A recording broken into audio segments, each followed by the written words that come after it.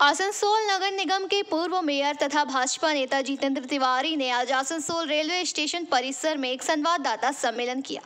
उन्होंने कहा कि हाल ही में केंद्र सरकार के म्युनिसिपल अफेयर्स मंत्रालय की तरफ से पूरे देश के विभिन्न शहरों की साफ सफाई को लेकर एक समीक्षा की गई थी, जिसमें आसनसोल को सबसे गंदे पहले 10 शहरों में शुमार किया गया है। उन्होंने कहा कि यह आसनसोल वासियों के लिए बड़े शर्म की बात है। नमस्कार, আপনারা জানেন যে মিনিস্ট্রি অফ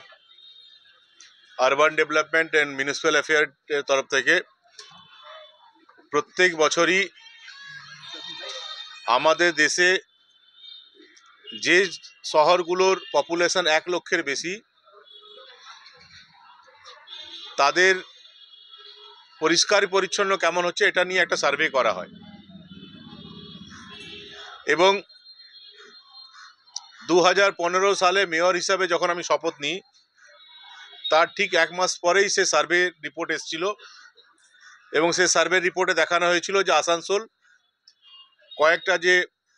ডার্টিয়েস্ট সিটি নোংরা শহর তার মধ্যে অন্যতম। পরবর্তী ক্ষেত্রে আসানসোলে জনগণের সাপোর্ট নিয়ে বিভিন্ন এনজিওর সাপোর্ট নিয়ে আমরা 5ই জানুয়ারি 2016 থেকে ক্লিন আসানসোল গ্রিন আসানসোল নামে একটা কর্মসূচি নিই এবং যার মূল লক্ষ্যই ছিল যে আসানসোল শহরকে এই যে ডার্টিয়েস্ট সিটির যে লিস্ট আছে সেখান থেকে বের করে আনা এবং আসানসোলের মানুষের সহযোগিতায় 2 বছরের মধ্যে 2018 এর মধ্যে আমরা